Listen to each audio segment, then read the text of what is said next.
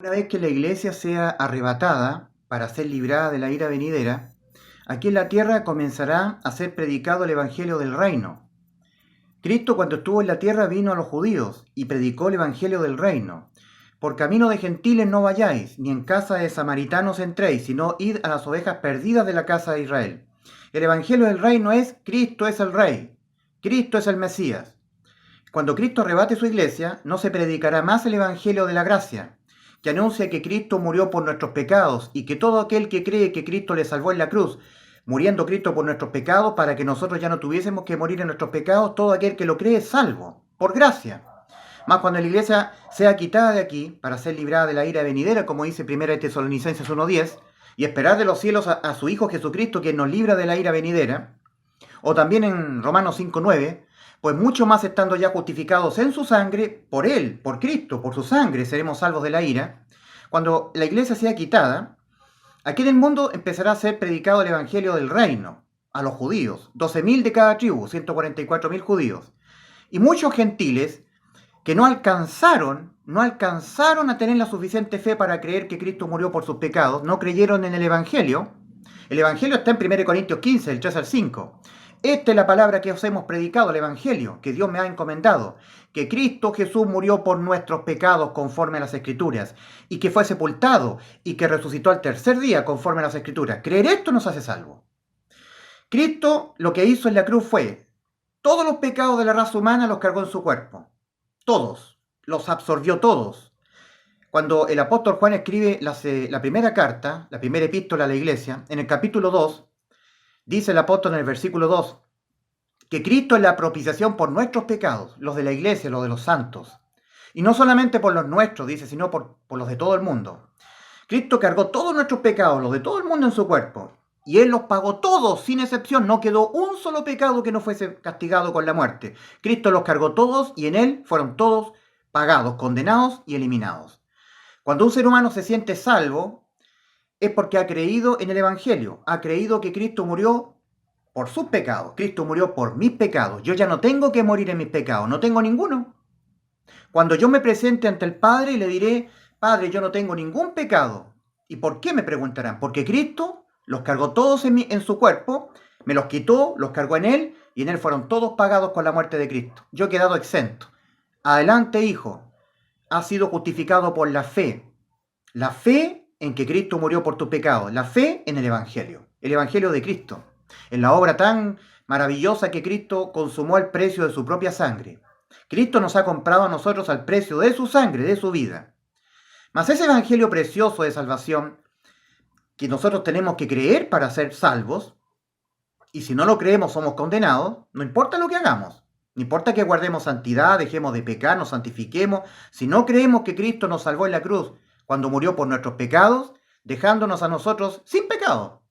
Porque eso hizo Cristo en la cruz. 1 de Pedro 2:24. Él mismo llevó nuestros pecados en su cuerpo. Y si Cristo los llevó en su cuerpo, ya nosotros no los llevamos. Cristo nos saca nuestros pecados, los carga en su cuerpo y Él muere por nuestros pecados, para que nosotros no muramos en nuestros pecados. Si tú mueres en tus pecados, irás a parar al infierno. Mas si tú crees por la fe, le crees al Señor que Él sacó todos tus pecados, y ya tú no tienes pecados porque tus pecados fueron cargados en Cristo, y Él, teniendo tus pecados, murió por tus pecados, porque Cristo jamás cometió un solo pecado. Entonces, ¿por qué muere Cristo? ¿Muere por sus propios pecados? No, porque eso sería una herejía. Era Dios. Que Dios estaba en Cristo reconciliando consigo al mundo, dice 2 Corintios 5:19. No tomándoles en cuenta a los hombres sus pecados. Hoy, mientras el ser humano tiene vida física, Dios no está tomándole en cuenta a los hombres sus pecados. Lo que le está tomando en cuenta a los hombres es su fe. Que crean que Cristo murió por sus pecados, porque así son salvos los seres humanos. Creyendo en esta maravillosa obra de salvación que Cristo consumó hace 2000 años atrás en la cruz del Calvario. Ninguna forma, ninguna cosa que nosotros pudiéramos hacer, dejar de hacer, profesar, decir, nos deja sin efecto la condena por nuestros pecados. Solamente creerle a Dios, que Él deshizo nuestros pecados cuando los cargó en Cristo. Mas Jehová cargó en Él el pecado de todos nosotros, Isaías 53:6, y en Él fueron todos saldados, pagados, eliminados, borrados. Yo ya no tengo pecados. ¿Por qué? Porque yo he creído que Cristo cargó mis pecados y murió por mis pecados. A mí me ha dejado exento. Es tan fuerte la fe, La fe para el Señor es mucho más preciosa que el oro. Dice Hebreos 11:6, sin fe es imposible agradar a Dios. Imposible. El ser humano tiene que depositar toda su fe en la obra de salvación que Cristo consumó en la cruz. Cuando cree que Cristo murió por sus pecados, eso significa que yo ya no tengo que morir en mis pecados. Los pecados no se pagan dos veces. Ningún delito es pagado dos veces. Nadie muere dos veces por un mismo delito. Un pecado es un delito, que es castigado con la muerte del alma que ha cometido el pecado o los pecados.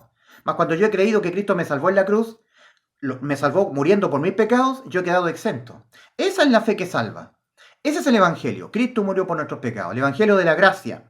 Sin mérito, solamente gratuitamente somos salvos. El precio fue pagado por Cristo. Es un enorme precio que le costó la muerte a Cristo, ser cargado con nuestros pecados. Ya fue pagado el precio. Para nosotros es gratuito, no nos cuesta nada. A Cristo le costó todo, en la cruz. No creer que Cristo murió por nuestros pecados nos hace morir en nuestros pecados. Y Cristo dice en Juan 8:24, por eso os digo que moriréis en vuestros pecados, porque si no creéis que yo soy, en vuestros pecados moriréis. Si no creéis que yo ya te salvé en la cruz, ya lo hice todo, consumado es. Entonces de vuestros pecados moriréis. Bien, cuando el Evangelio de la gracia ya no se predique, porque la iglesia será alzada a los cielos, arrebatada, empezará a ser predicado el Evangelio del reino. Las gentes en la tierra comenzarán a ver muchas cosas raras, entre ellas que habrá desaparecido cierto grupo de personas. Un discreto número, no serán millones de millones. Eso lo dicen las personas que son pentecostales, que dependen del cumplimiento de las obras de la ley. No, siempre son pocos los salvados.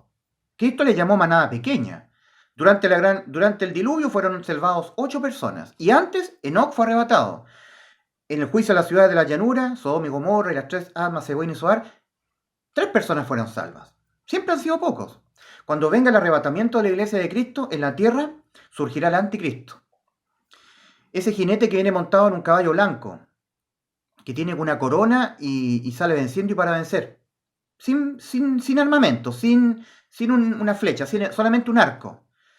Viene con el desarme, con el engaño. Ese es el anticristo y las personas verán estas cosas que están sucediendo y entenderán que ahora tienen que perseverar hasta el fin de sus vidas, no dejándose marcar por el número de la bestia ni adorar su imagen. Sí, porque la bestia, anticristo, les impondrá una marca. Es un comunismo global, todos viviendo en común, con un único sistema comercial de compra y venta. Si la persona no tiene este sistema comunista de compra y venta, será perseguido, encerrado y muerto por los siervos del anticristo. Cuando se abre el quinto sello, después del primero, segundo, tercer y cuarto sello, cuando se abre el quinto sello, el apóstol Juan dice, vi las almas de los que habían sido muertos por causa de la palabra de Dios y el testimonio que tenían. Y clamaban a gran voz diciendo, ¿hasta cuándo, Señor santo y verdadero, no juzgas y vengas nuestras almas en los que moran en la tierra? Y se les dieron vestiduras blancas. Y se les dijo que descansasen todavía un poco de tiempo, hasta que se completara el número de sus consiervos y de sus hermanos que también habían de ser muertos como ellos. Ellos son los mártires de la gran tribulación, no son la iglesia. La iglesia ya habrá sido arrebatada a los cielos a esa altura. La iglesia está siendo simbolizada en los 24 ancianos, los 12 patriarcas, la ley y los profetas, y los 12 apóstoles, el evangelio de la gracia. Esos son los 24 ancianos, simboliza la iglesia completa en el cielo.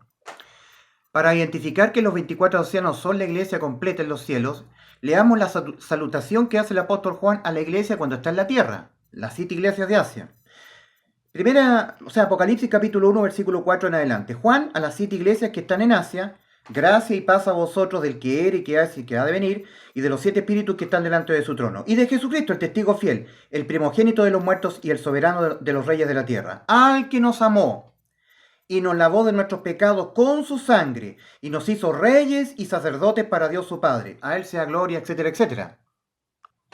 Ahora, en los cielos, cuando el Cordero toma el libro con que se va a iniciar la gran tribulación en la tierra, va a comenzar el periodo de 7 años de la gran tribulación, o semana número 70 del profeta Daniel, o la angustia de Jacob de Jeremías 37, ahí estos 24 ancianos cantan, digno eres de tomar el libro y de abrir sus sellos, porque tú fuiste inmolado y con tu sangre nos has redimido para Dios.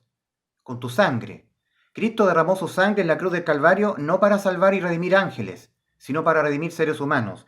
Con tu sangre nos has redimido para Dios de todo linaje, lengua y pueblo y nación. Es decir, estos 24 ancianos vienen de la tierra, vienen de naciones, de linajes, seres humanos.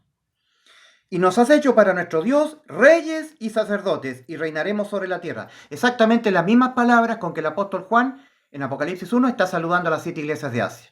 En el capítulo 1, la iglesia está en la tierra. En el capítulo 5 ya está en los cielos. Son los 24 ancianos. Están siendo simbolizados en la iglesia los 24 ancianos. Apocalipsis capítulo 5, versículos 8, 9 y 10.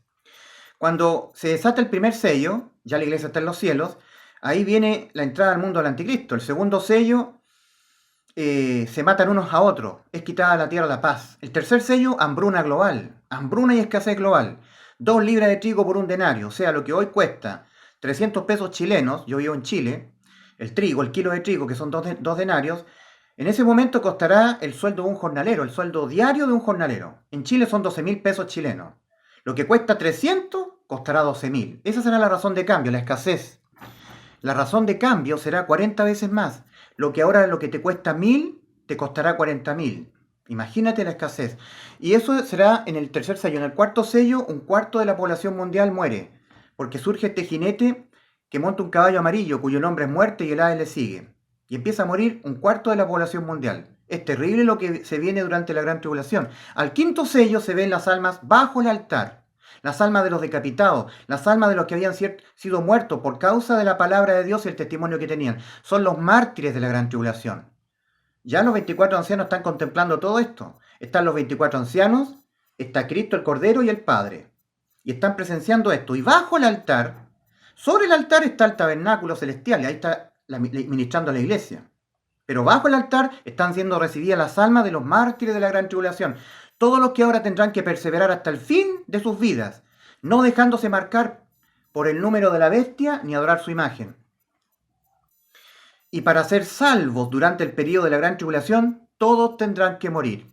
Todos. Es un número exacto que debe ser completado. Y se les dice, hasta que se complete el número de sus hermanos y de sus consiervos que también debían de ser muertos como ellos. Todos tendrán que morir. Todos. Son los mártires de la gran tribulación, los convidados a la cena, los convidados a las bodas del Cordero. No son la iglesia. La iglesia, la novia de Cristo, es la que contrae las bodas con el Señor. Todos los convidados tienen que estar presentes. El que no esté presente como convidado a la fiesta de bodas, donde la iglesia de Cristo contrae matrimonio con el Señor, no será salvo, no tendrá parte con el Señor. Ese número de mártires que tiene que ser completado, que Juan lo vio bajo el altar, ahora se ve completado el número en Apocalipsis capítulo 7, versículos 9 en adelante. Después de esto miré, dice el apóstol Juan, y he aquí una gran multitud, la cual nadie podía contar, de todas naciones y tribus y pueblos y lenguas, que estaban delante del trono y en la presencia del Cordero, vestidas de ropas blancas y con palmas en las manos. Y clamaban a gran voz diciendo, la salvación, no la redención, la salvación. Los que decimos, Cristo nos redimió, somos la iglesia. Él nos redime y nos compra al precio de su sangre, pero aquellos fueron salvos al precio de sus propias vidas. Son los valientes, los mártires de la gran tribulación, personas valientes que no se dejarán marcar por el número de la bestia, ni adorarán su imagen, perseverarán hasta el fin de sus días, muriendo de hambre, de sed y siendo martirizados por los siervos del anticristo. Y clamaban a gran voz diciendo, la salvación pertenece a nuestro Dios, que está sentado en el trono y al Cordero. Son los mártires.